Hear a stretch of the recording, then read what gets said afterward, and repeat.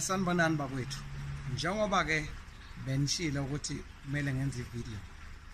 Ngithi ke nami angize kini ngizonitshela. Kuyiqiniso ukuthi si withdrawile icase izolo nama lawyers ami.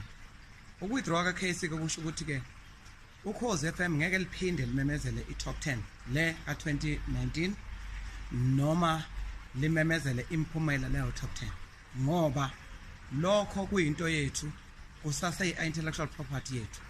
Thina si withdrawe ngoba sasibavimba ukuthi bangamemezeli intellectual property yethu bamemezele okwabo okungama chart shows njengoba bahlala benza ngomgqibelo.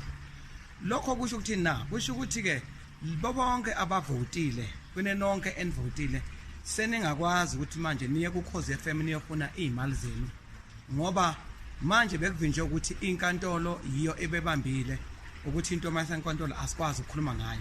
Kusho ukuthi nofuna ukubuza umbuzo kusengawubuza uKhozini manje nofuna imali yakho sengayifuna imali yethu yakhe kanti nathi futhi sifuna imali yethu ke njengoba si withdrawile sizobe sesulisuka ke uKhozi imali engaphezulu ka 15 million ukuthi ibhadale wonke ama damages kusuka ngo2016 kuze kube manje. Ngakho ke sithi i-song of the year ebenibheka ukuthi izomenyezelwa noma uKhozi FM angeke kwenzeke lokho. Umuntu ozokwenza lokho ayemoyeni afike ememezele iTop 10 siyobe sesimsiwa in his personal capacity.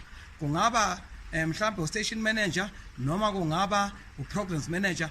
Leyo mali esobe semsiwa uzoyibhadala yena ngokwakho ngoba lokho kuyobe sekuwuntshontsha. Okwamanje njengoba seme la iconcept eyasayinelwa uSABC ayikakashintshi namanje abayisana ngo2016. Ngakho ke lokho kusese intellectual property. Kodwa ke nina balandeli labuthanda umculo seningakwazi ukuya kuSABC niyofuna imali enizekuvota. Kodwa ukuthi iTop 10 nezokhoshwa cha sisazoyivala kuze kufike ukuthi ke abantu bakhulume nathi okuyilungelo lethu njengoba kwi intellectual property ya Michael On Productions.